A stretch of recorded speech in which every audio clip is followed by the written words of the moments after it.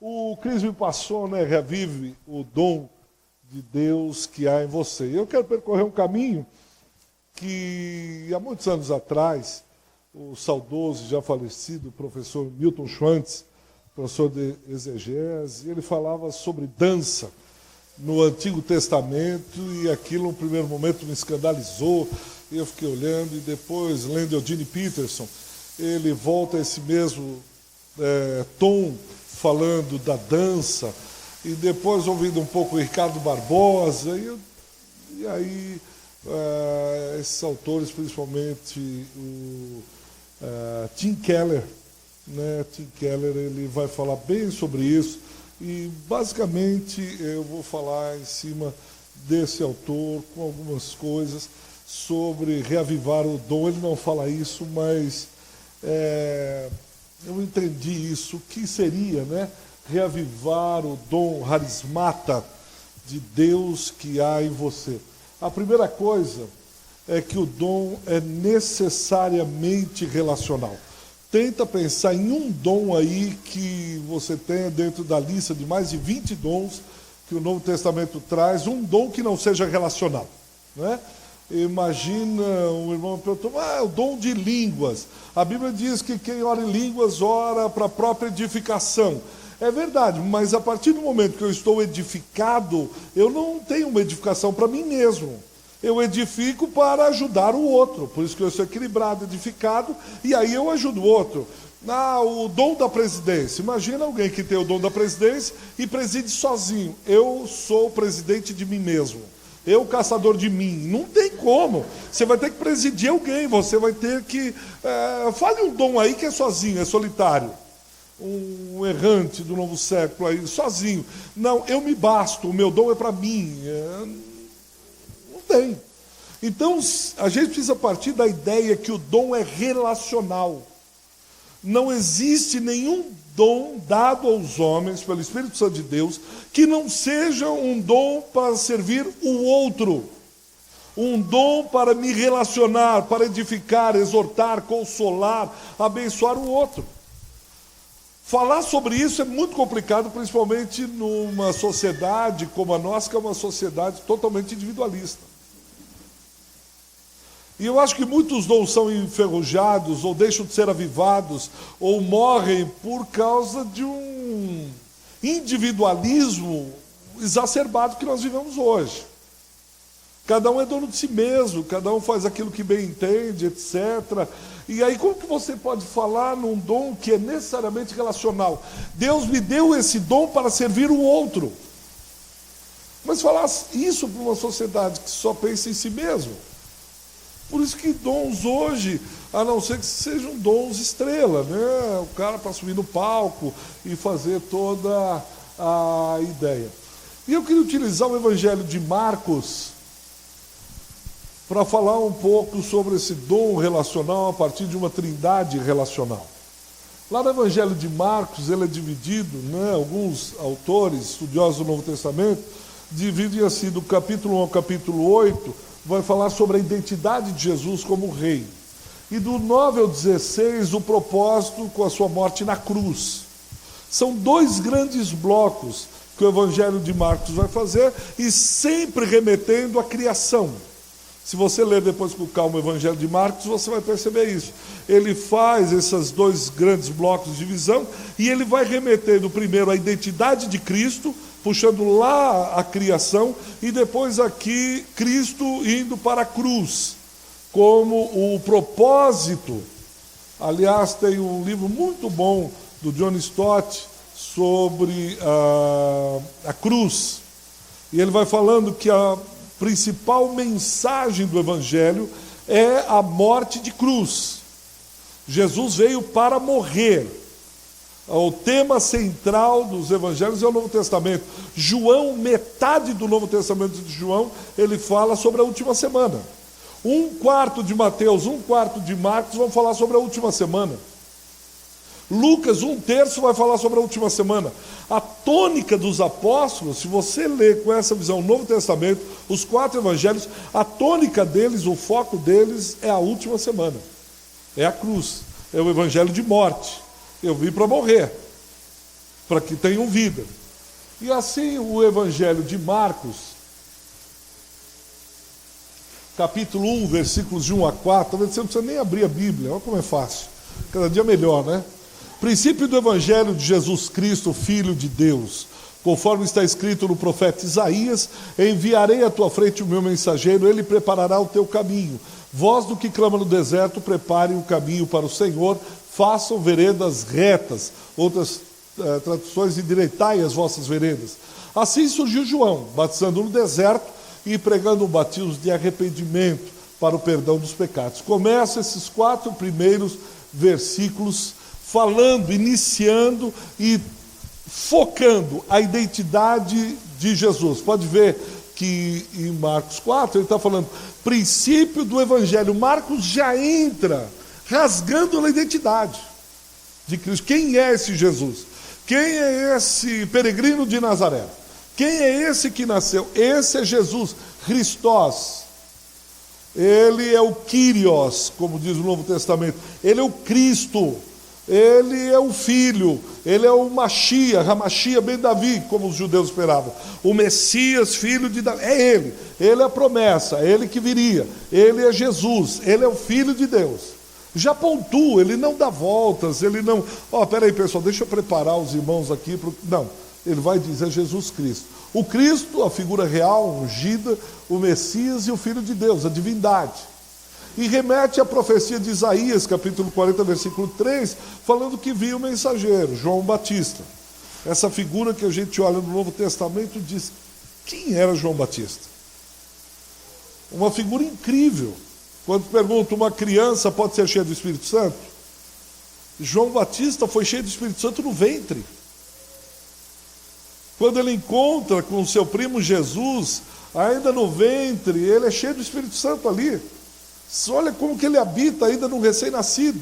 Nem recém-nascido, ainda sendo formado, é essa figura que prepara o caminho do rei, essa figura que vem ajustar a trilha do Salvador, de Jesus, já é cheio do Espírito Santo logo no começo. E Marcos, sem rodeios, como eu disse, ele é o cumpridor dos anseios e das visões do profeta do Antigo Testamento. Há um teólogo chamado Kaiser Júnior, e ele vai dizendo que desde do Gênesis, capítulo 3, versículo 15, quando a profecia, porém inimizade entre ti e a mulher, entre teu descendente e a tua descendência, esse te ferirá a cabeça, tu lhe ferirás o calcanhar, desde a primeira profecia chamada messiânica, até Apocalipse, a Bíblia inteira passa por um cordão de sangue, uma linha de sangue. Figura principal é ele, o cumpridor das visões. Ele era o 4º homem da fornalha. Ele é ele que pergunta: Adão, onde estás? E é ele que aparece em Apocalipse, sendo homenageado pela noiva. É ele, o tempo inteiro. E Marcos está justamente falando isso, já anunciando a identidade dele nos 4 primeiros versículos. De 9 a 11, naquela ocasião, Jesus de Nazaré da Galileia foi batizado por João no Jordão. Assim que saiu da água, Jesus viu o céu se abrindo e o Espírito descendo como pomba sobre ele. Guardem esse aqui. Então veio dos céus uma voz dizendo: tu és o meu filho amado. Em ti me agrado. Em outras traduções diz: tu és o meu filho amado, em que minha alma se compraz. É interessante que essa palavra pomba, uma pomba, o Espírito Santo, ele se materializou, prefigurou, como você quiser chamar, numa pomba e desceu sobre o ombro de Jesus, mostrando ali a trindade, o Filho sendo batizado, a pomba do Espírito Santo e a voz que vem dos céus dizendo: esse é o meu Filho amado, em que minha alma se compraz. Apenas uma passagem nos escritos judaicos que falam sobre o Espírito de Deus comparado a uma pomba. Você não vai encontrar em nenhum lugar da Bíblia mais do que essa palavra, mais do que esse trecho das Escrituras, falando sobre a pomba. Isso está nos Targums, que era a versão aramaica da Escritura hebraica que os judeus liam no tempo de Jesus. No tempo de Marcos, lia-se muitos Targums, escritos hebraicos e aramaico. Jesus fala no Novo Testamento o tempo todo em aramaico. Ele está falando em aramaico. E por quê? Porque Jesus, assim como os homens do seu tempo, os rabis, os mestres, eles estão lendo os Targums. Eles têm a Torá, a Taná e esses escritos, porque eles estavam dispersos, lembro disso. Depois dos 400 anos de silêncio que vem e inicia-se a fala dos profetas, surge e rompe o profeta João falando acerca do Messias. E o que eles têm são traduções do hebraico para o aramaico, chamado Targums. E aparece lá em Gênesis capítulo 1, versículos 1, 2 e 3. Presta atenção nisso. No princípio criou Deus os céus e a terra era sem forma e vazia. Trevas cobriam a face do abismo, e o Espírito de Deus se movia sobre a face das águas. E disse Deus, fiat lux, haja luz, e houve luz. Você conhece. Quando diz o Espírito de Deus pairava por sobre as águas, a palavra no Targum era batia as asas. E a tradução do hebraico para o aramaico era: a terra era sem forma e vazia. Havia trevas sobre a face do abismo. E o Espírito de Deus pairava sobre a face das águas como uma pomba. Ele batia as asas, o Espírito de Deus, como uma pomba. É o único lugar que vai aparecer depois de Marcos capítulo 1. A pomba que desce sobre o ombro de Jesus, no Targum, é a pomba que bate asas, paira sobre toda a face do abismo, quando Deus vai dizer: haja luz. Há 3 participantes em atividades na criação do mundo. Lembra que eu falei que Marcos vai remetendo lá à criação? Assim também, Marcos o tempo todo fala, os 3 que participam na criação são os 3, lembra? Façamos o homem à nossa imagem e semelhança. Nosso Deus é o Deus triuno, é a Trindade. Deus, o Espírito de Deus e a Palavra de Deus estão na criação, assim como no batismo. Marcos conhece os textos da criação. Naquela ocasião, Jesus de Nazaré, da Galileia, foi batizado por João no Jordão. Assim que saiu da água, Jesus viu os céus abrindo e o Espírito descendo sobre ele. Então veio os céus, uma voz dizendo: Tu és o meu filho amado, em ti me agrado, em ti a minha alma se compraz.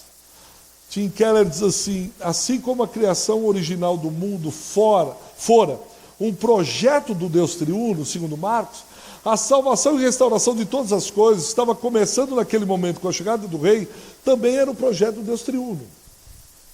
O tempo inteiro, desde a criação, o Deus triuno está se movendo em favor da humanidade.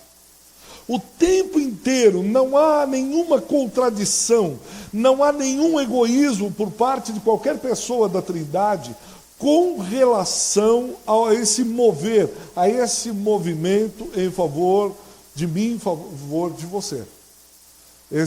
Essa Trindade está na criação, como na salvação e na restauração.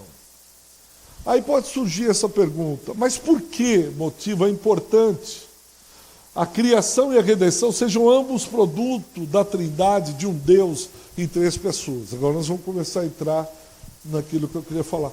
Por que é importante que a Trindade, que o reverendo Ricardo Barbosa escreveu alguns livros sobre isso, é relacional, resgatando de novo, junto com o seu mentor James Houston, trazendo de volta a identidade relacional da Trindade. Nós servimos a um Deus relacional, que começa na eternidade. Quando começou, nós não fazemos a menor ideia. E é chamado mistério da Trindade porque é mistério. Se alguém conseguir explicar, não é mais mistério. O fato é que as Escrituras nos mostram que a Trindade se relaciona entre eles. Há uma comunhão. Há uma intimidade na Trindade. Vamos seguir. Deus é um e existe eternamente em três pessoas. Um só Deus em três pessoas que conhecem, amam e servem umas às outras. O Deus relacional está sempre amando, servindo e se relacionando com Ele mesmo. Os três, que no batismo de Jesus aparece, um numa pomba, o outro na voz e o outro se batizando. Quando Jesus sai das águas, o Pai o envolveu e o cobiçou com palavras de amor, e o Espírito o revestiu de poder.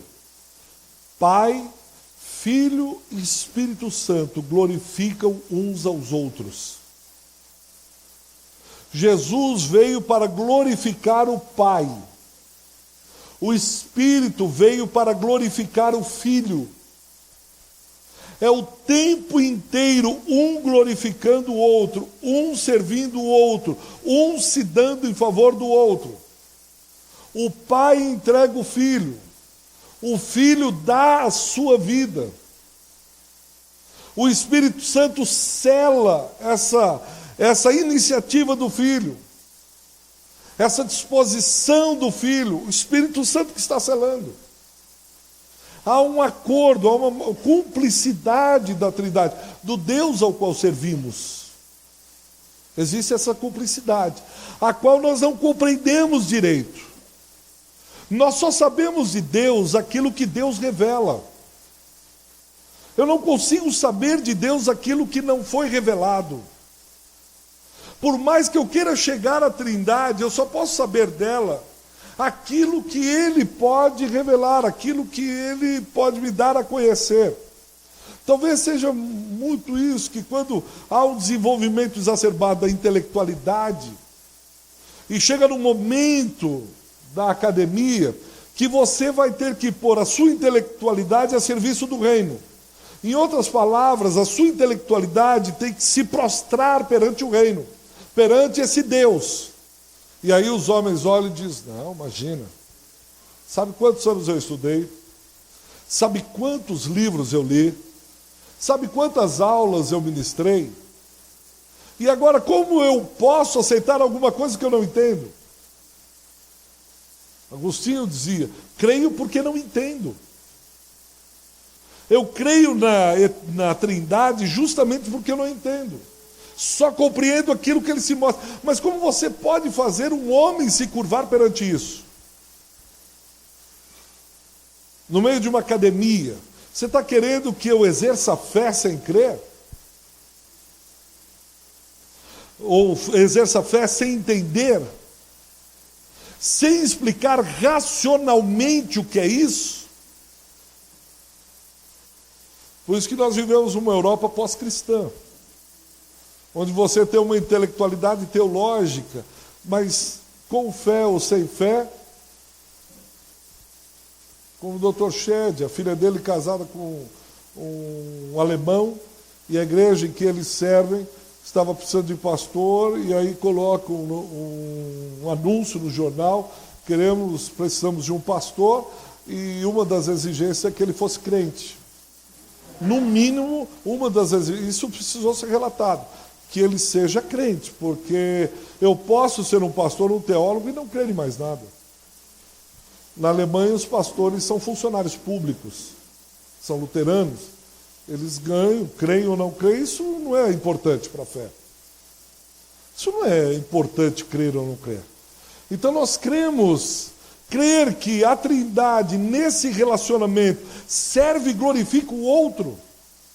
Alguém que é todo poderoso, é o El Shaddai, se submete ao outro. Isso é uma lição. Um princípio que nos mete medo. Se o Todo-Poderoso se submete, se o Todo-Poderoso prefere o outro em honra, se o Todo-Poderoso submete-se ao outro, eu vou me submeter? O senhor sabe quem eu sou? Isso é problema de Deus, por isso que Ele é Deus, mas eu não.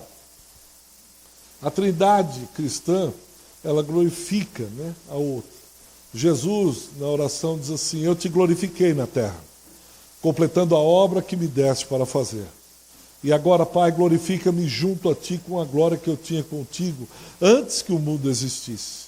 Eu revelei Teu nome àqueles que do mundo me deste. Eles eram Teus. Tu os deste a mim, e eles têm guardado a Tua palavra.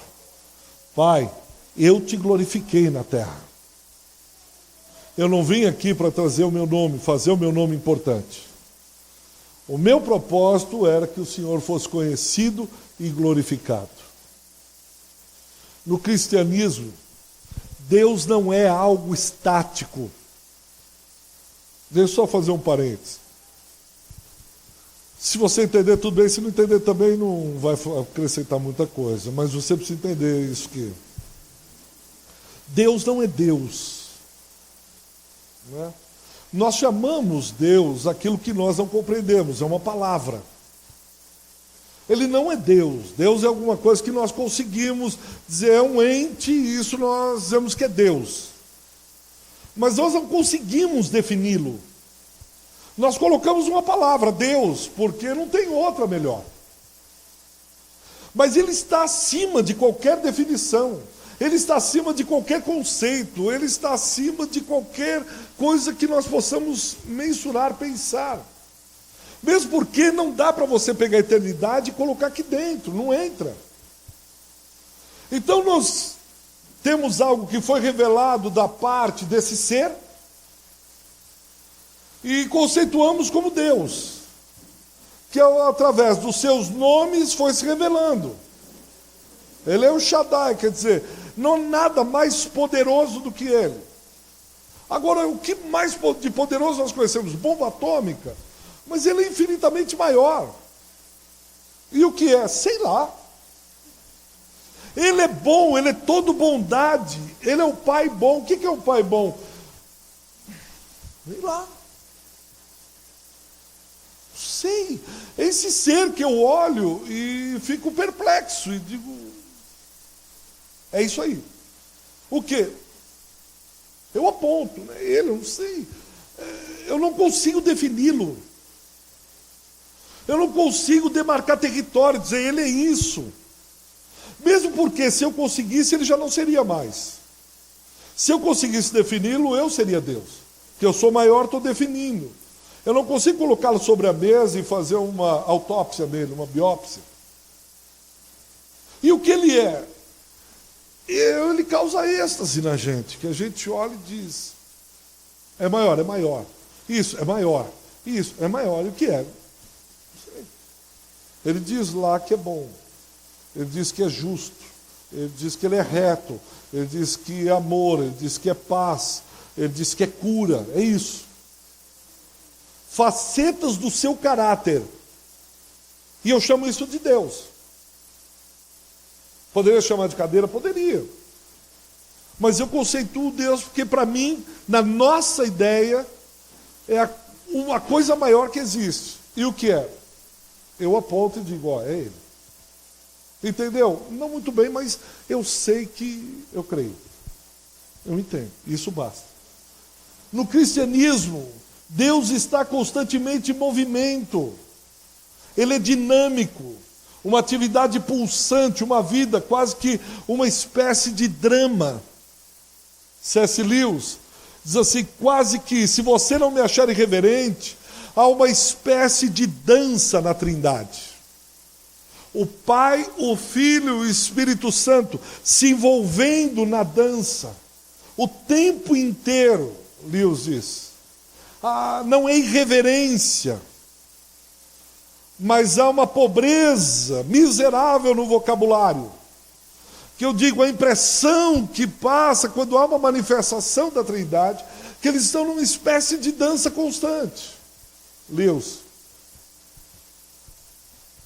As pessoas de Deus exaltam umas às outras, têm comunhão umas com as outras, submetem-se umas às outras.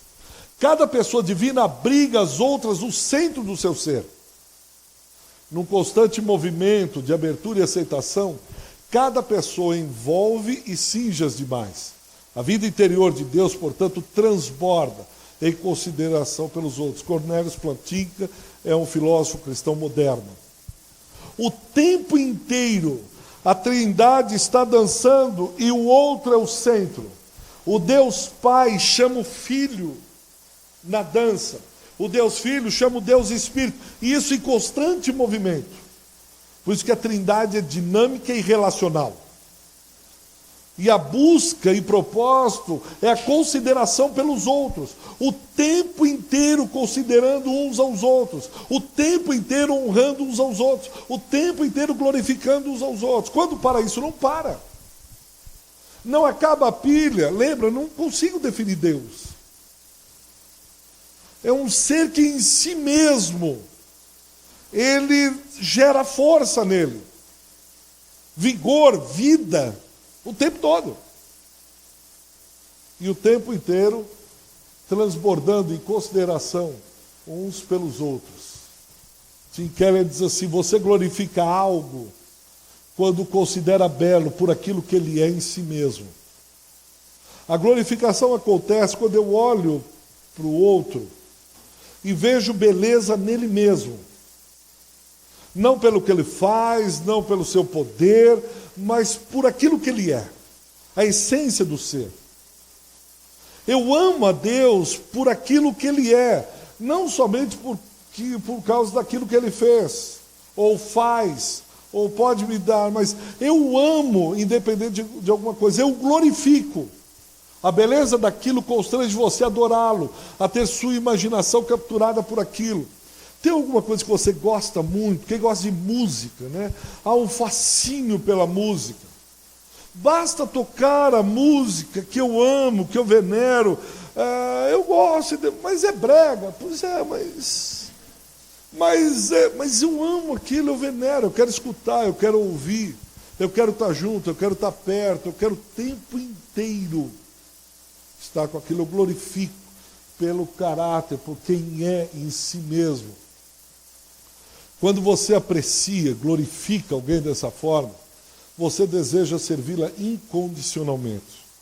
Me permita servi-lo só pelo privilégio e prazer de estar ao seu lado. Eu gostaria de servir a Deus eu não canso de agradecer a Deus o privilégio e a oportunidade de servi-lo. Uma das coisas que mais me impacto em Deus, o caráter dele, é como que ele permite que eu o sirva. Eu não tenho a menor ideia disso. E nas minhas orações, constantemente, eu agradeço a Deus. Que oportunidade, que privilégio o Senhor me deu de poder marchar nas tuas fileiras. Quando eu olho para mim mesmo, eu não consigo identificar nada. Isso não é falsa modéstia.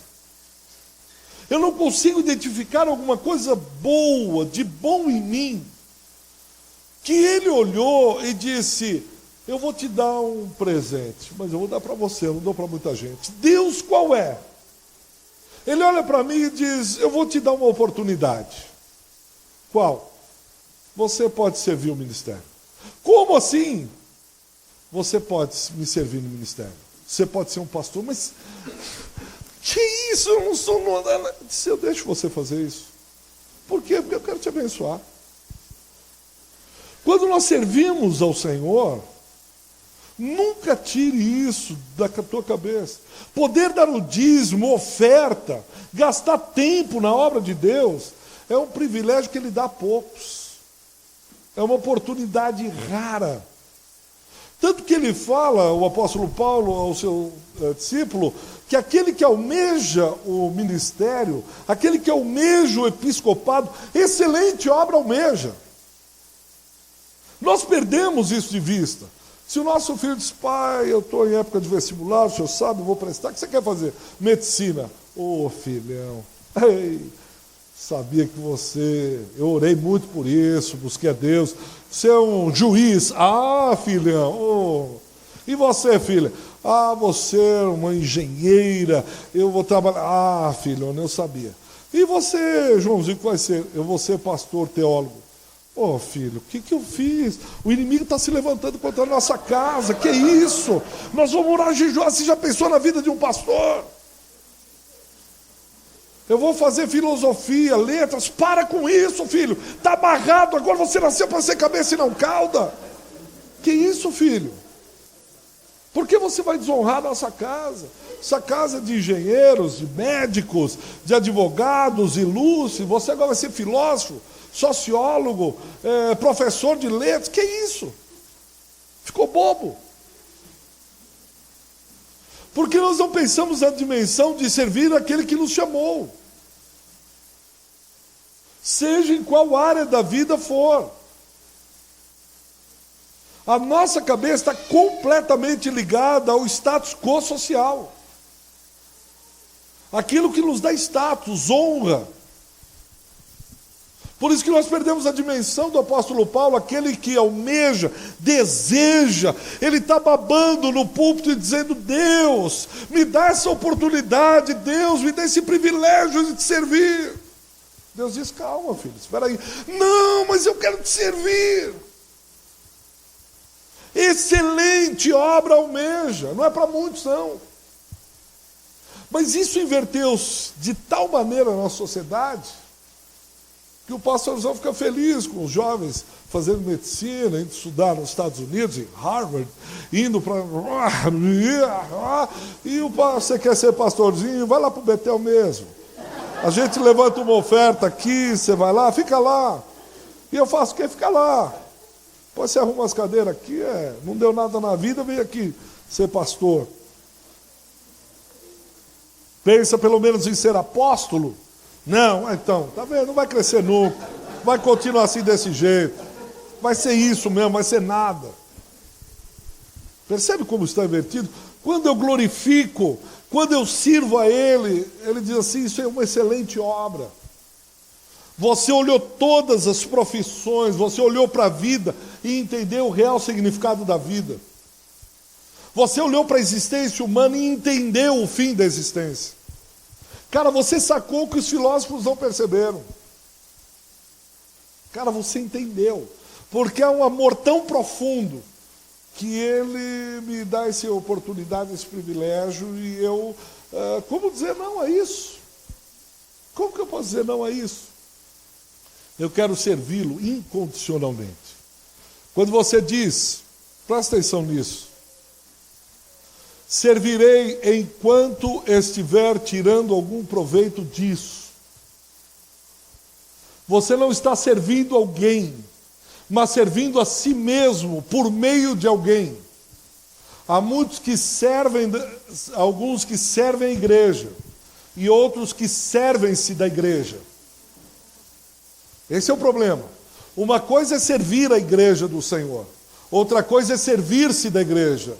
Essa igreja me dá um bom palanque, porque eu sou músico. Eu vou servir a igreja não incondicionalmente, mas ela é um trampolim para os fins que eu quero alcançar. Eu vou pregar nessa igreja, porque eu sei que a fonte de Sicar, isso cai bem no currículo. Fui pregar na fonte de Sicar, velho. Pastor Cris, mano, dá licença, velho, tá ligado? O cara é cabeça. Aqui, eu preguei lá, você já foi lá? Não, tá vendo? Eu tenho, você não tem, tá vendo? Eu fui. Uma coisa é servir a alguém incondicionalmente porque eu glorifico, quer dizer, eu amo incondicionalmente. Outra coisa é tirar algum proveito disso.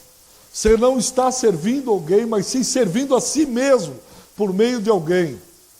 Não é o nosso caso, mas quando você entra aqui no casamento com isso, quantos já eu tive que dizer, você não está casando para ser feliz, está casando para fazer o outro feliz. Quantos caras saem do casamento que dizem para mim: pastor, eu tenho o direito de ser feliz. Quem disse para você que você tem esse direito? Quem? Aonde você leu isso na Bíblia? Que evangelho? Segundo Kardec, tudo bem, mas não segundo a Bíblia. A felicidade é fim último. Eu tenho o direito de ser feliz, eu tenho o direito de ser serviço. Isso não é o mesmo que envolver alguém, que ter sua vida girando em torno dessa pessoa, é usá-la a fazer com que ela gire em torno de você. Quantos casamentos a esposa usa o marido para aquilo que gira em torno dela? Gente na igreja que quer servir, mas desde que as pessoas sirvam em torno, ela é o eixo. Sirva em torno de mim. Oh, coitado que sou, o senhor não imagina, pastor, as tribulações que tenho, o senhor não sabe o que eu estou sofrendo, eu quero que todos girem em torno de mim, eu não quero servir, eu quero ser servida. Se o senhor soubesse o quanto maltratado eu fui, minha história, é uma sociedade onde só existem vítimas. Eu não sei como pode ter uma sociedade onde só existem vítimas, ninguém é vilão. A psicologia moderna conseguiu pôr na cabeça de todo mundo é vítima. Você é vítima do seu pai, sabe por que você é assim, nojenta, toda cheia de si? É culpa do seu pai. É complexo de Eletra, é complexo disso, sempre como fruto de algo. Eu não consigo ir para a cruz e perceber que eu sou o pecador. Eu sou o culpado. Eu preciso de Jesus, eu sou o pior dos pecadores, eu sou indigno, eu mereci a morte, eu não mereci o teu amor, sou eu o culpado, minha culpa, minha máxima culpa. Não. Sabe por que eu saí com 50 homens? Porque, sabe que eu estou assim? Porque a igreja, essa madrasta que acabou comigo, todo mundo é vítima. Como pode ter tanta vítima? E cadê os vilões? Não existe vilão. Eu e você não somos mais o vilão. Nós só sofremos ação. Nós fomos perseguidos, nós fomos maltratados, eu. Quando nós vamos ser o vilão da história? É uma história que só tem vítima. Tudo gira em torno de si mesmo, de um eixo próprio. O Pai, o Filho e o Espírito Santo estão centrados uns nos outros.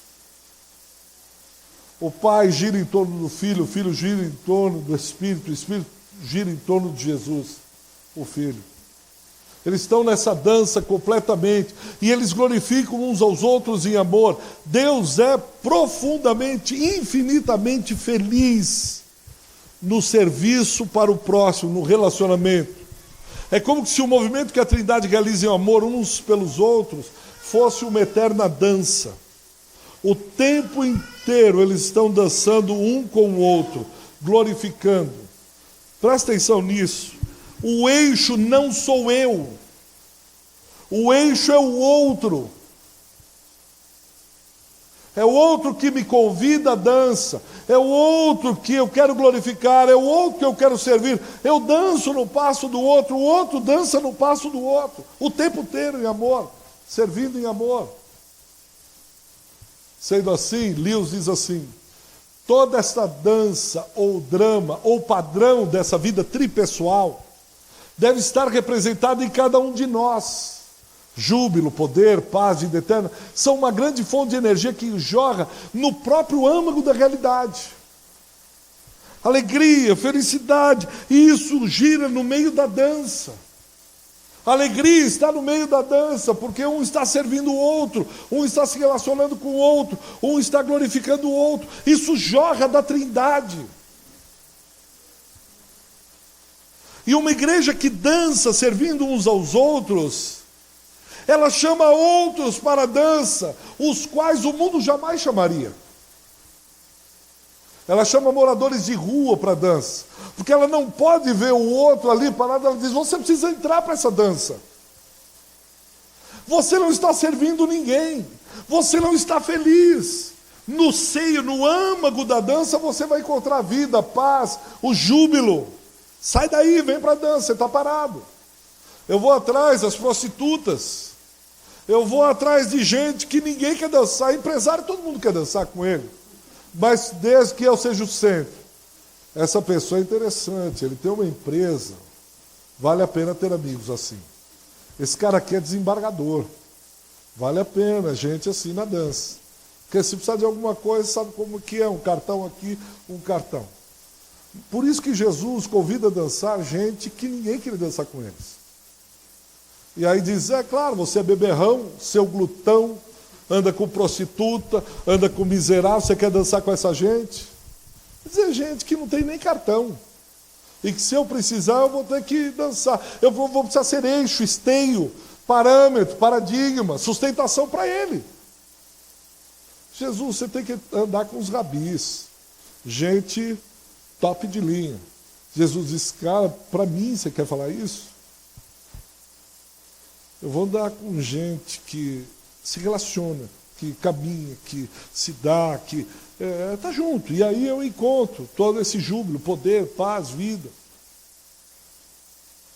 Uma vida centrada em si mesmo é parada, estática, não é dinâmica. Percebe por que o dom morre? Porque eu começo a olhar para a minha vida. A dança para. No meio da dança está a vida. É claro que eu parei o dom. Eu parei o relacionamento. Eu quis ser o centro. Eu quis ser o eixo. Eu quis que todos dançassem, bailassem ao meu redor. Essa igreja não sabe dançar, não tem o ritmo. Mas, irmão, só você está dando o ritmo é dado na comunidade, não. Eu gosto de samba, ou toca samba, ou para a dança. A dança não vai parar, porque a Trindade está dançando desde a eternidade. Você vai parar. Por isso que Paulo estimula, revives o dom que há em ti. Volta para a dança, cara. Uma pessoa centrada em si mesmo quer ser o centro em volta do qual tudo mais gira. Pode até ser que ela ajude pessoas. Pode ser. Tem amigos, se apaixone por alguém, desde que isso não comprometa seus interesses pessoais. Eu vou ter meu amigo, vou servir no ministério, vou fazer. Desde que não atrapalhe a minha agenda. Nós podemos brincar aqui de igreja. Vamos, pode usar o meu dom. Mas, contudo, porém, todavia, não meta a mão na minha agenda. Aqui não tem, mas lá na igreja tem um irmão que a gente chama, ele diz, tenho compromissos pré-agendados. Já tenho compromissos pré-agendados. Acho que a agenda dele é feita com mais ou menos 10 anos de antecedência. E sempre casa os compromissos pré-agendados quando tem alguma coisa difícil, decisão e tal. A vida sempre, o discurso dele, eu estou para conversar com ele esses dias, o discurso dele gira sempre em torno dele. Dele, da esposa e das 2 filhas. E a vida girando em torno dele. Se não dançarem como eu danço, eu paro. Ou, eu quero aquilo que me satisfaz. Eu estou impressionado, eu quero escrever alguma coisa sobre isso. Na fala, eu tenho visto essa fala cada vez mais, no prazer. Eu estava vendo uma entrevista recente do Bruno Gargalhaço, esse aí, o Bruno, vou chamá-lo de Bruno porque é íntimo nosso. O Bruno, não, é gente próxima. E numa entrevista, perguntaram, entrevista extensa, e perguntaram para ele, você fez um papel lá que ficou famoso. Ele disse, olha, eu fiz aquele trabalho porque me deu muito prazer. E eu faço as coisas porque me dá prazer. Porque senão eu não faço. Eu disse, é isso aí, ó. Eu faço o que me dá prazer. Padrão sentimento. Se não me der prazer, eu paro. Dá para entender hoje por o aumento significativo de divórcios? Eu estou no casamento enquanto me der prazer. O dia que o casamento não me der mais prazer, esquece esse negócio de juramento no altar, esquece esse negócio de contrato, de aliança, esquece. Eu vou com o meu casamento até onde ele me dá prazer. O dia que ele deixar de me dar prazer, eu estou fora. Eu estou nessa igreja, pastor, enquanto eu estiver me sentindo bem. Enquanto me der prazer. O dia que a fonte não me der mais prazer, eu não tiver uma alegria de estar lá, eu estou fora. O que é que move? É o prazer. Essa sociedade hedonista, Até o trabalho. O dia que eu tenho um compromisso e eu vou até o fim. Eu vou com esse compromisso até o fim. Você não consegue mais compromisso de alguém 6 meses. Irmão, você fica 6 meses aqui no Ministério de Louvor, pelo menos, esse semestre eu fico. Esse semestre. O outro eu já não sei. Mas nós temos uma aliança, um compromisso. Enquanto eu estiver na alegria, meus filhos estiverem bem, minha família e tal, se não dançar segundo os meus interesses pessoais, daquilo que eu entendo de mundo, daquilo que eu entendo, eu não quero. A escolha de igreja parece um grande shopping center. Eu vou vitrinando. Essa igreja, deixa eu ver o louvor dessa igreja, muito alto. Essa aqui, muito moderninho. Esses caras não param de bater palma e ficam em pé, isso é mais aeróbica. Nossa, essa aqui é só hino cristão de 1800. Ó, cheira mofo. Não, essa aqui também não quero. Essa aqui, levantou um pouco a mão. Essa aqui dá.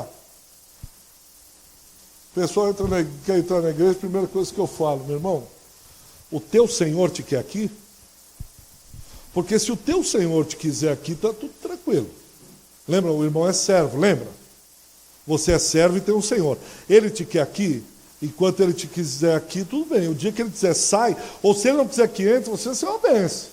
Eu não estou te mandando embora. Mas veja primeiro se o teu Senhor te quer aqui. Se tem trabalho de criança ou não tem, se tem louvor barulhento, isso não é problema teu. A primeira coisa, o teu Deus, o qual você serve, e você quer servi-lo, dançar, Ele quer que você sirva aqui? Reparte o teu dom aqui nessa igreja local? Se Ele não quiser, vai ser uma tragédia essa igreja para você.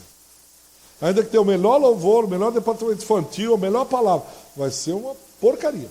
Agora, se aqui tem tudo ao contrário do que você sempre entendeu, mas teu Deus te diz aqui, qual foi o profeta que não queria servir onde Deus queria, e ele prega, e mais 120 mil pessoas se arrependem?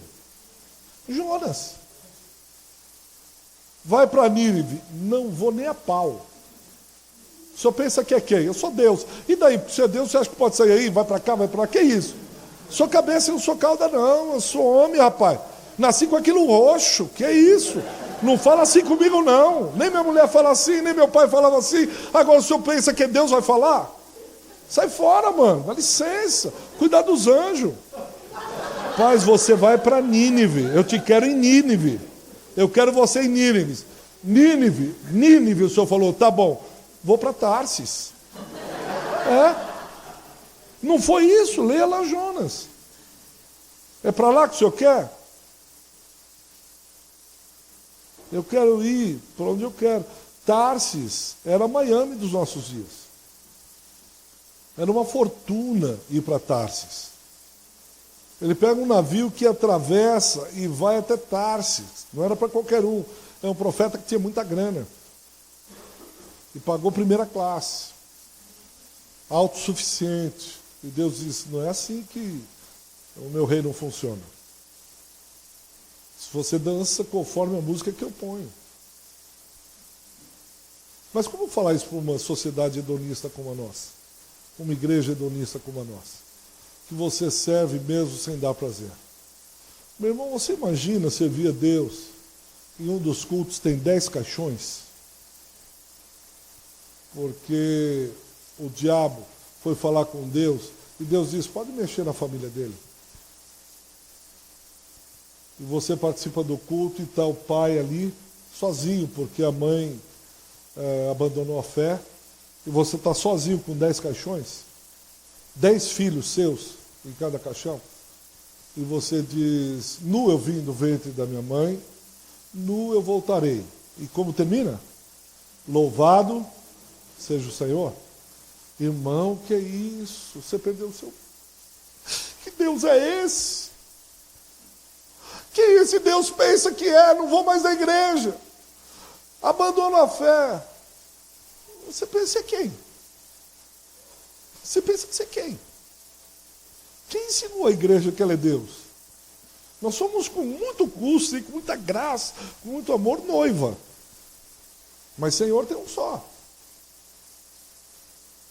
Mas hoje não, eu vou escolher onde eu vou servir. Não é um grande shopping que a gente vitrine e escolhe. Quem ensinou isso pra gente? Quem ensinou? Tem que ser uma música boa para mim. Isso é relação consumidor-cliente. Quem trabalha com comércio sabe disso. Ó, eu faço teu dízimo em 3 vezes, vem para cá, eu te arrumo uma cadeira mais estofada, você ficar comigo. Tá bem assim? Se não tiver, você me fala. Essa música te agrada? Um pouco mais baixo, pastor, um pouco mais pop. Ah, claro, claro, claro, sim. Como não? Quem ensinou a igreja a ser assim?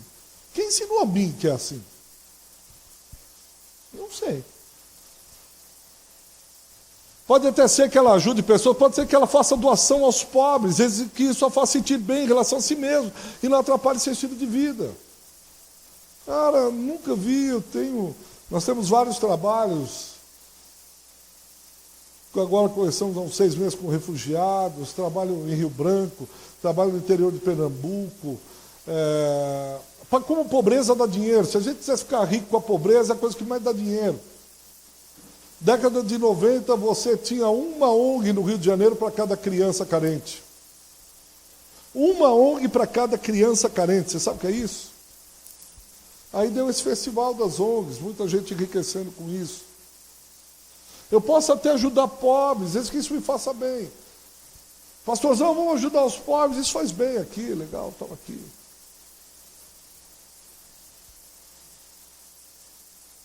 A atitude de ser alguém centrado em si mesmo faz de todo o resto um meio para um fim. Eu vou repetir essa frase, me permite, presta atenção nisso. A atitude de ser alguém centrado em si mesmo faz todo o resto ser um meio para um fim. Esse fim inegociável é tudo aquilo que ela quer e que ela gosta, colocando o interesse dela acima dos interesses dos outros. Pode até ser que essa pessoa se divirta com os outros, converse com os outros, mas no final tudo gira em torno dela mesmo. Eu tenho visto isso cada vez mais com os nossos filhos. Meus filhos já são grandes. Mas como tem ídolos do lar lá na igreja? Ídolos dentro de casa. Ele é um reizinho e ela é a princesinha. Mas depois o rei cresce, sai da condição de príncipe e vira rei, e se casa com a princesa, o que dá de trabalho. Porque o príncipezinho sempre falou e os pais obedeceram. E a princesinha sempre teve a última palavra, porque ela é a princesinha do papai. E o príncipezinho, ele é o cara, meu. Ele é o cara. Nossa, eu vejo que o pastor, ele chutou a bola, mas ele não chutou igual os outros. Domingo agora, ele chutou, eu até filmei. Mas não fala porque ele fica meio bravo, assim, se falar que ele chutou desse jeito. Aí se falar para o príncipezinho que ele chutou errado a bola, meu Deus do céu, depois tem que pagar psicólogo. Tem que fazer terapia, porque é vítima, falaram que ele chutou errado. Só que o príncipezinho e a princesa crescem, aí quando eles se juntam, é um pau danado. É um confronto de vontades, tudo gira em torno dela, tudo gira em torno dele. Tem uma pergunta, o que aconteceria se todos dissessem, não, você gira em torno de mim. O pastor Cristiano chegava com a Maria e disse, essa igreja vai girar em torno de mim, da minha agenda, dos meus dons, acabou. Aí chega o irmão do louvor e diz, não, pastor, peraí, só que tem que girar em torno de mim, porque eu sou líder do louvor. Aí os diáconos dizem, opa, não se apressem, porque se não girar em torno dos diáconos dessa igreja aqui, dos que organizam o culto, não tem culto. A igreja olha e diz, opa, peraí, tem que girar em torno de nós. A gente não faz nada, mas a gente vem no domingo aqui assistir um culto, quebrar o galho de vocês. Porque se não tiver aqui, tem pregação tudo, mas não tem gente. E se não girar em torno da gente aqui, se a pregação não for do nosso jeito à música, vocês vão ficar sozinhos. O que acontece com uma igreja onde os dons giram em torno de si mesmo? Tem dança? Dom morto, né? Esse quer dançar desse jeito, esse desse. Tudo gira em torno de mim. O que dá? Dá nada. É a dança moderna, né? Cada um dançando em torno de si mesmo. Parece um pouco retrato, talvez, de algumas igrejas, né? Onde você tem várias estrelas e cada um girando em torno de si mesmo. Imagine 5 ou 10 pessoas no mesmo palco, todas dizendo, gira em torno de mim. Imagina um palco de um teatro enorme e 10 pessoas lá, todas dizendo, gira em torno de mim. A outra diz, balé. O outro diz, não, é jazz. Não, é claro, não, é pop. Não vai dar. A Trindade, ao contrário, caracteriza-se em sua essência por um amor que se doa pelo outro. Nenhuma pessoa da Trindade insiste com a outra, dizendo, gira em torno de mim. Antes, de forma voluntária, cada uma delas envolve e gira em torno das demais. é o tempo inteiro dançando a favor do outro, glorificando, servindo, amando, doando. Com os meus dons, se eu quiser servir a mim mesmo, o dom for um fim, não há dança, não há alegria, não há júbilo, não há igreja, não há relacionamento. Se esse mundo foi criado por um Deus trino, lembra de Marcos? Relacionamentos de amor são a essência da vida. Relacionamento de amor é como o da Trindade, que ela se dá em favor do outro sem cobrar nada. Que ela aceita dançar com o outro. Você vai ser o centro, o outro diz, não, você é o centro, você. Então um é o centro do outro. Por que ele, um Deus triuno, nos criou, sendo que ele já tinha tudo isso? Alguém poderia pensar, né? Mas ele já tinha tudo isso, para que ele criou a humanidade? Não podia ficar os três sozinhos lá? Aí não tinha tanto trabalho como tem agora, né? Ele nos criou não para receber alegria, mas para dar. Um Deus de amor não consegue ficar contido em si mesmo. Não há ninguém que tenha alegria que fique para si mesmo. Eu vou dar um exemplo como o do luxo. Ninguém compra um Ferrari para ficar guardado na garagem. O luxo só é luxo porque ele tem que ser mostrado. Ninguém compra um Rolex de ouro para ficar guardado. A primeira coisa que você quer é mostrar. Primeira coisa, quando você comprou, eu vi num carro chique pra caramba, nunca tinha andado num carro tão chique, não sei nem o nome.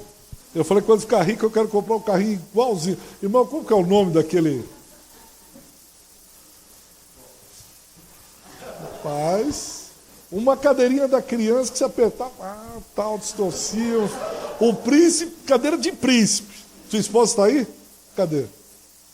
Irmã, aquela cadeirinha lá não é príncipe mesmo, é realeza.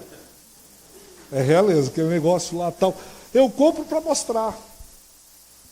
Eu compro para mostrar. Ainda eu vim no banco de trás, eu me senti o Paulo Lema, dono da Ambev. Eu falei, cara, sou eu. Um dos homens. Eu pensei que meu nome ia sair na Forbes. Mas enfim. Esse Deus que tem alegria não é alegria para si mesmo. Só o egoísta se alegra em si. O amor é sempre repartido. Por isso que o evangelismo é uma caminhada de repartir o amor, aquilo que eu tenho de alegria. Quem não tem alegria da salvação, o amor não tem o que repartir. Mas quando eu amo, diz, cara, você precisa saber, vem para a dança, vem para a dança, vem para a dança. Você não foi criado apenas para crer em mim ou para ser espiritual em um sentido geral. Não só para orar e encontrar um pouco de inspiração para os momentos difíceis. Você foi criado para centralizar tudo em sua vida em torno de mim, diz o Senhor. Para pensar tudo em ter o seu relacionamento comigo, disse Jesus de Nazaré. Para me servir incondicionalmente, e nisso que você encontrará a sua felicidade. É disso que trata a dança. É a dança ao redor da Trindade, junto com a Trindade, na força da Trindade. Por que eu reparto, compartilho, sirvo com o meu dom? Porque eu entrei na dança. Se eu quiser dançar sozinho, alguém precisa dizer para mim, reavives o dom, ou seja, deixa de ser egoísta, rapaz. Você precisa entrar na dança. Você está na dança ou apenas crê que ele existe, um Deus em algum lugar? Você está na dança ou ora porque está em dificuldades? Você está na dança ou está procurando alguém que gire em torno de você? Uma igreja que gire ao seu redor, que lhe complete, que faça tudo aquilo que você sonhou em termos de igreja. Você está disposto a entrar na dança e servir. Você foi feito para entrar na dança divina com a Trindade. O convite da salvação é o convite da dança. O convite de servir na igreja com os seus dons é um convite para entrar nessa dança aqui. Logo após a dança, tem mais alguns minutos? 5 minutinhos. Se a gente fosse por esse caminho, você falou, então tudo é uma eterna dança, está tudo bem, pastorzão, então isso eu quero. Então. Mas lembra que o Evangelho de Marcos continua, né? Marcos 1, 12, 13, nós vemos até o versículo 11. Logo após, o Espírito o impeliu para o deserto. Ali esteve 40 dias sendo tentado por Satanás, estava com os animais selvagens. Os anjos o serviam. Novamente, Marcos remete à criação, como Jesus foi levado ao deserto. Logo após o seu batismo, também após a criação, ainda no Jardim do Éden, Satanás aparece. vem a dificuldade. Em termos populares, vem a bucha. O preço é alto mesmo, ele nunca disse que seria fácil. Logo após o batismo, ele vai para o deserto. Quem o leva é o Espírito Santo. O que Jesus vai fazer no deserto? Ele vai esperar quem? Lembra? Marcos 4, Marcos 1, Mateus 4, Lucas 4. Por que Jesus vai para o deserto? Ele vai se encontrar com quem? Ele espera 40 dias quem? Ele espera 40 dias quem? O diabo. Ele levanta no primeiro dia e diz, será que o diabo veio hoje? Caramba, é o segundo dia, primeira semana, ele está lá esperando o diabo. Quem levou Jesus para lá? O Espírito Santo. Você precisa ter uma audiência com o diabo, vamos lá para o deserto. Quando ele vem, ele é ruim de horário. A hora que ele chegar, ele chegou. Quando é que ele chega? Quando é que o diabo chega para encontrar Jesus? No fim, acabando 45 do segundo tempo. Ele diz, opa, trazei. Ih, rapaz, está com fome, hein? Está com fome. Que Deus é esse que te deixa com fome? Que Deus é esse que te convida para a dança e deixa 40 dias você sem comer? Você não está em pecado, né? Agora, se você é filho de Deus mesmo, é tudo isso que você fala, transforma a pedra em pão. Mostra que você é Deus.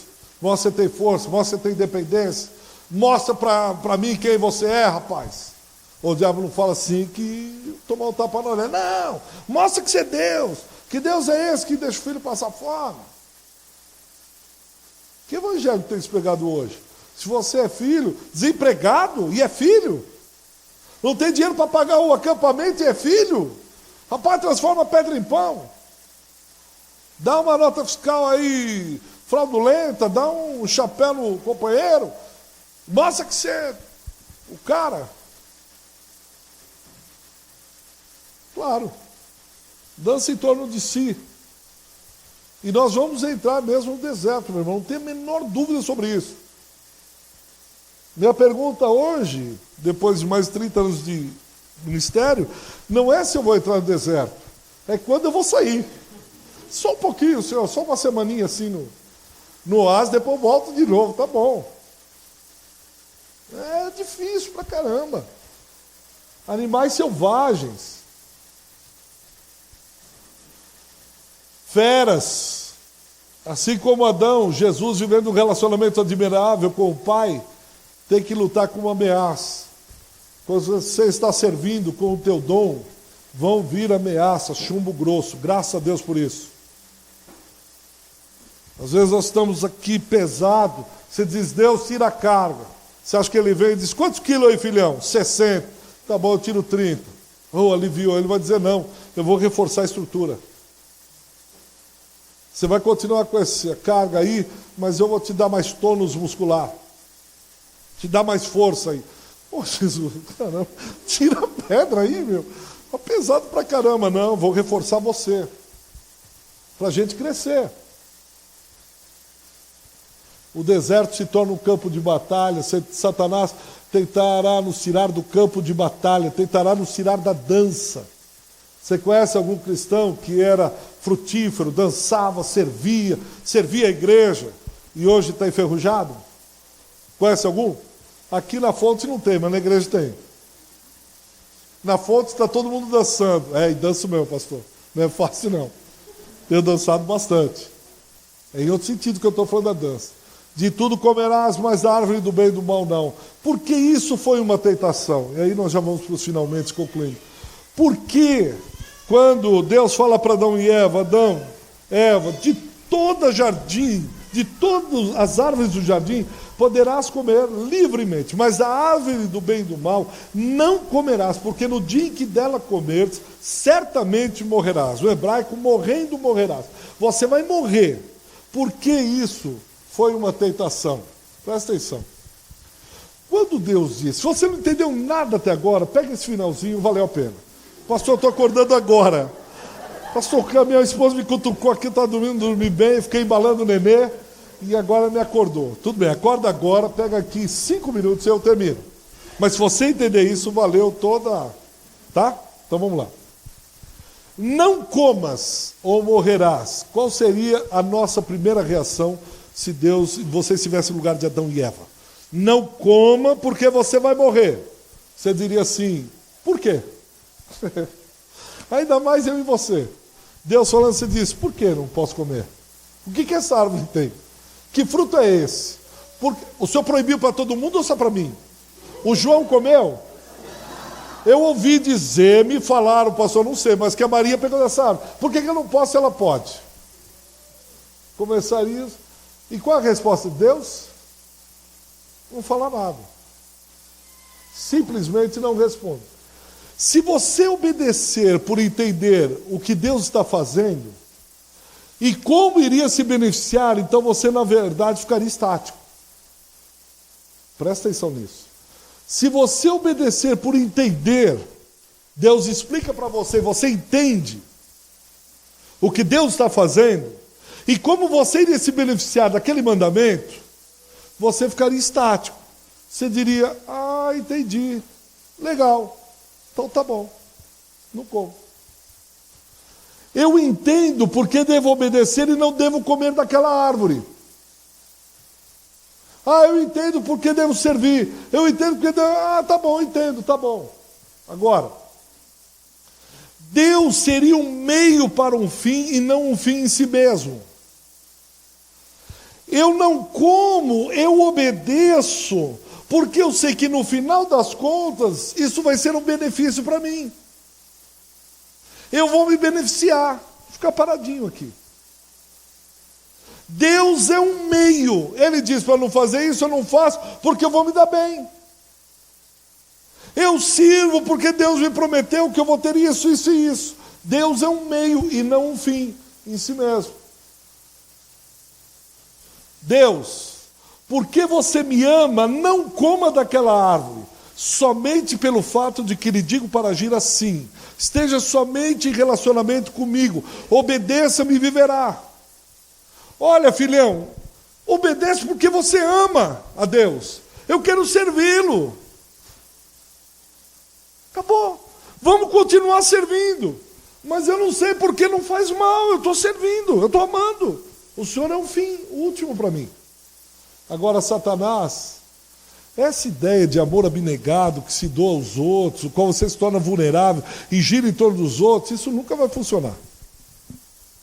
Quem não tem uma experiência desastrosa em alguma igreja? Eu me dei, me dei. Nossa, pastor, nunca ouvi um negócio desse.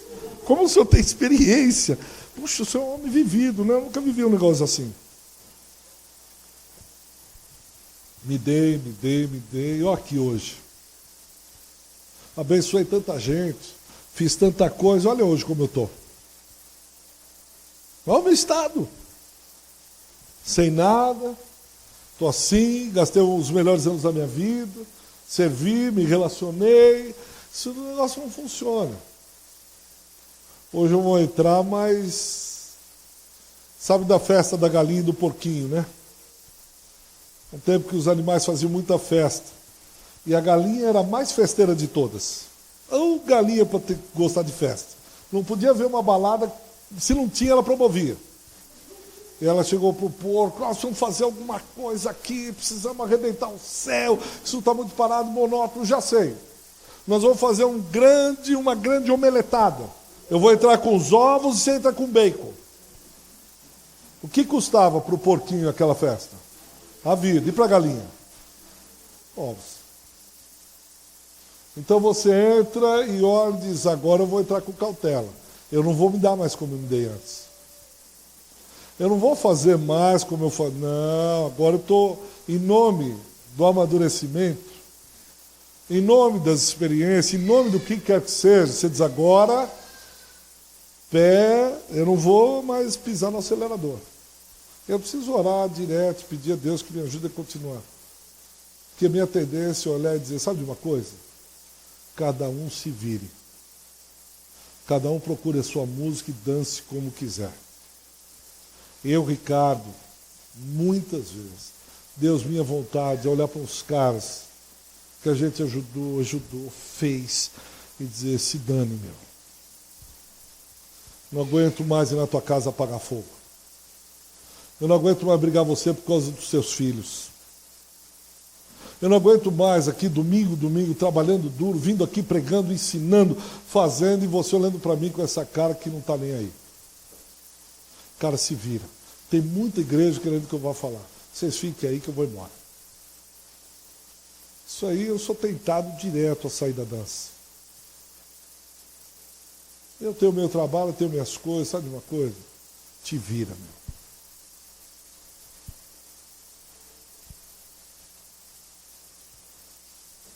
Eu não vou me tornar mais vulnerável, chorar na frente de vocês. Eu não vou chorar na frente de vocês mais. Eu não vou mais abrir meu coração e minhas fraquezas para você. Eu já disse isso para o conselho da igreja. Estou cansado, meu, de vocês. Chamei os líderes, estou cansado. Eu ensino e vocês não mudam.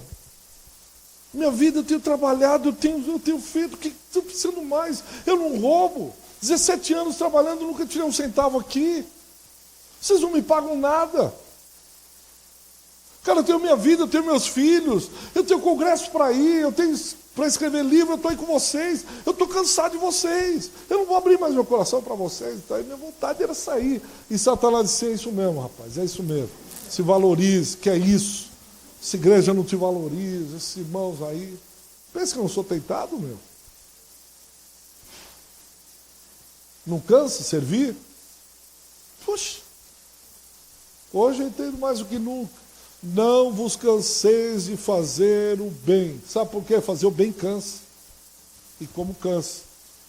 Quem trabalha com moradores de rua sabe disso. Quem trabalha com igreja sabe disso. Por isso que hoje eu entendo que ele falou, não se canse de fazer o bem. Porque fazer o bem cansa, dá vontade de chegar e dizer, sabe uma coisa? Meu? Final de semana eu vou para uma casa na praia, na casa de um amigo, comprar um chalezinho um sítiozinho, biúna, e também sou filho de Deus. Satanás vai o tempo inteiro te levar para te tirar da dança, para que o teu dom morra, meu amigo. Para que você não sirva, para que você tire o pé do acelerador. Olha, o filho de não sei quem ficou cheio de mágoa, porque... Vai ter isso mesmo. Ou você acha que é só Jesus? Isso acontece com Jesus no deserto.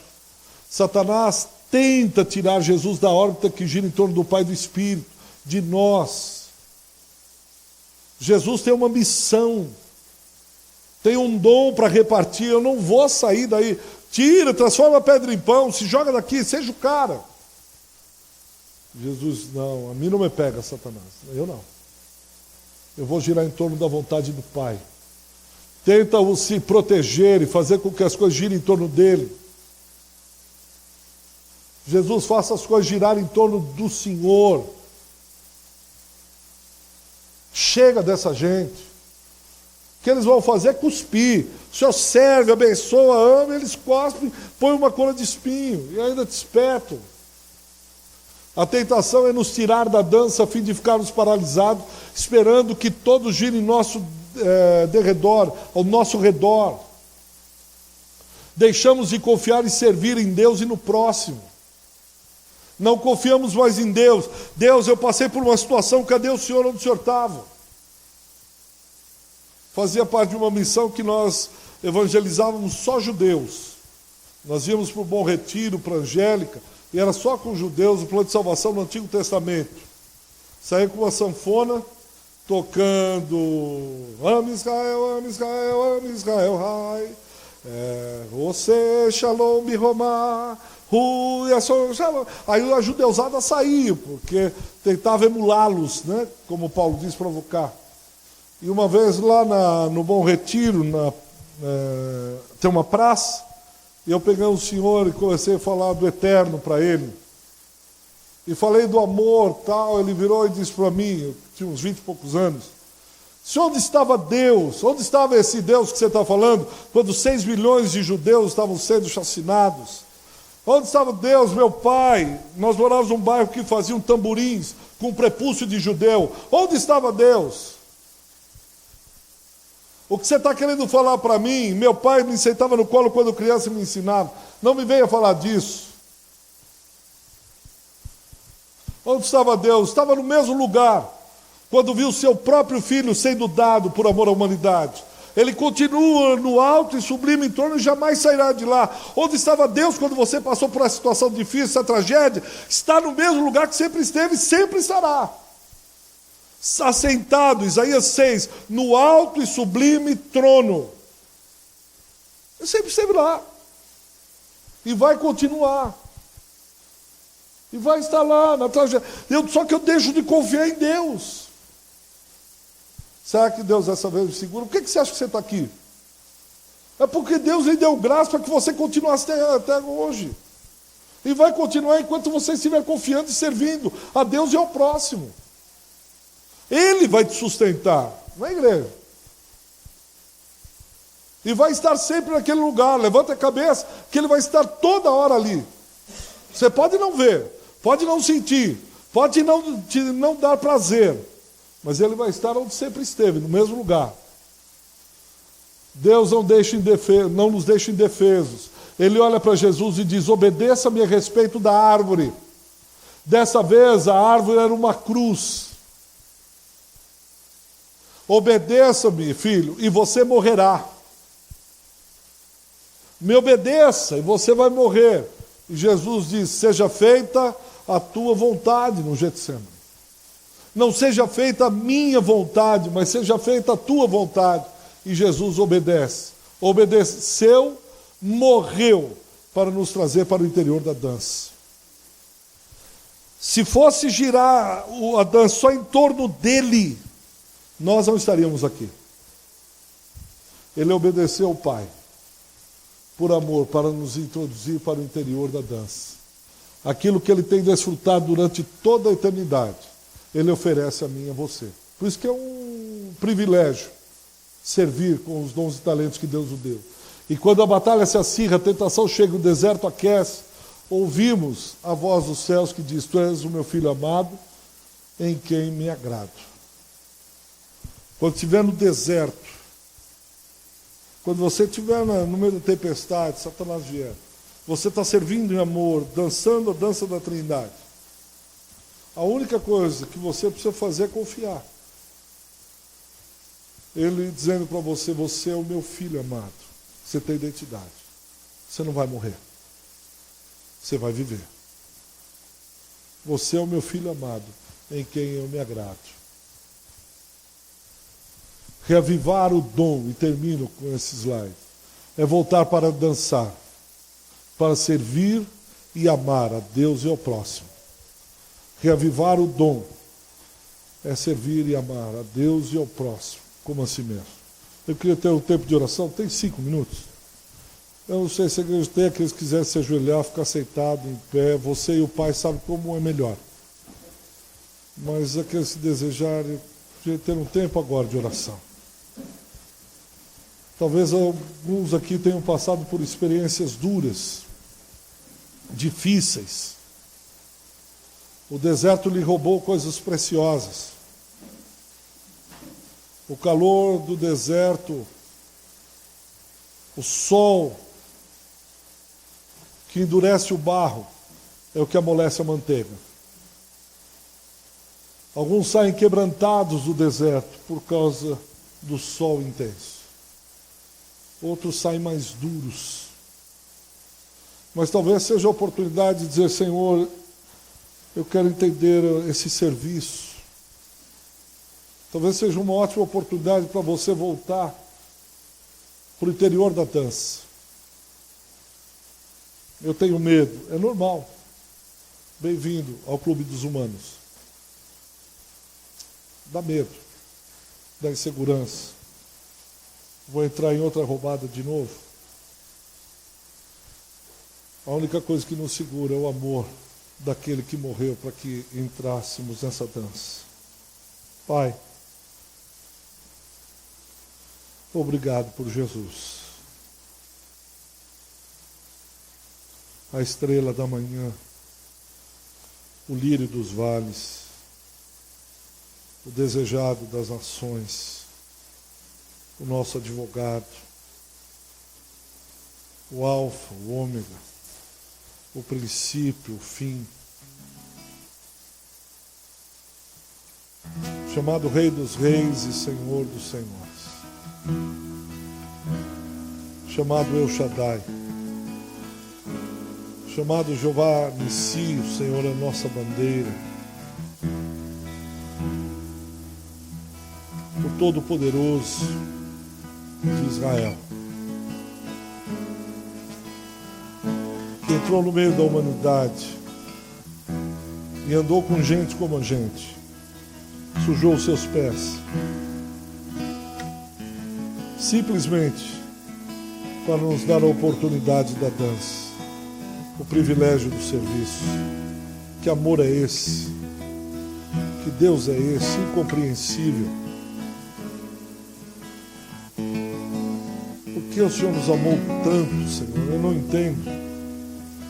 Por que o Senhor continua a apostar na humanidade? Por que o Senhor continua a insistir com o teu povo? Me perdoa, é incompreensível para mim, Senhor. Já te demos tantos motivos, já saímos da dança tantas vezes, e ainda assim o Senhor continua nos amando, apostando, insistindo, provocando. Quem somos nós para que o Senhor se lembre? Não compreendemos, mas agradecemos. Somos profundamente gratos por esse amor,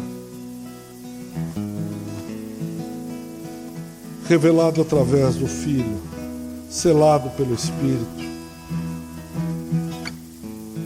Quero me ajuntar com alguns irmãos aqui, dizendo: voltamos à dança.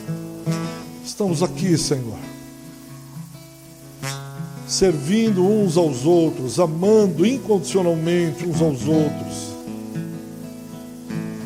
O preço já foi pago, a recompensa já foi dada, a eternidade, a vida. Queremos sair daqui revigorados, reavivados, animados. Que esse ano seja o ano da dança, 2016. Um girando em torno do outro, um convidando um ao outro para a dança, se alegrando no amor da Trindade, se animando no poder que emana da Trindade, na graça dispensável de Deus.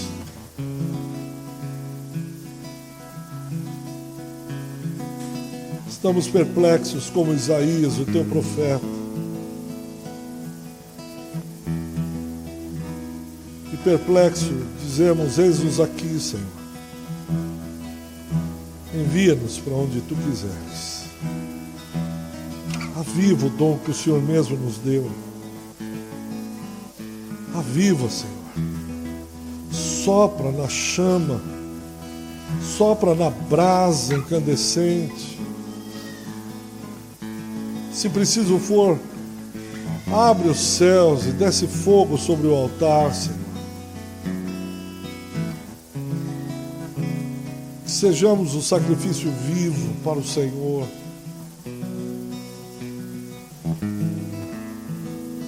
Eis-nos aqui, bondoso Criador. Usa-nos, usa-nos, usa-nos, usa-nos, usa-nos. Renova-nos, renova-nos, renova-nos, anima-nos, provoca-nos, mexe com a gente, anda no meio do rebanho, Senhor, mexe com as tuas ovelhas, passa a mão na cabeça de algumas, cura outras. Anda, bom pastor, no meio do teu rebanho. O teu rebanho sabe quando a tua presença está. O teu rebanho reconhece não só a tua voz, mas tua presença. Ó bom pastor da fonte de Sicar, anda no meio das ovelhas, brinca com algumas, cura outras, põe óleo para a cura em algumas, mexe com outras. Te alegras, Senhor, com o teu rebanho, é tua gente, é teu povo. O teu povo sabe quando o Senhor está presente, reconhece quando o Criador fala. Eles não ouvem a voz do salteador, Mas quando o bom pastor fala, eles reconhecem que é o bom pastor. E o bom pastor está chamando algumas ovelhas feridas, machucadas, desanimadas, mas que foram chamadas. Ouviram a voz do pastor vocacionando, chamando. Essa voz é inconfundível e ainda ressoa no teu coração, meu irmão. Essa voz é inconfundível. É a voz do pastor. Por isso, ele está convidando alguns para voltar à dança, animando outros para continuar, até o dia em que ouviremos a trombeta dos anjos, o céu se abrirá e nós subiremos para o reino do Filho do seu amor e passaremos a eternidade com ele. Estaremos a eternidade dançando com a Trindade. O veremos face a face. Não haverá mais choro, não haverá mais ranger de dentes, não haverá mais desertos. Satanás e os seus anjos serão queimados, não se ouvirá mais sobre eles.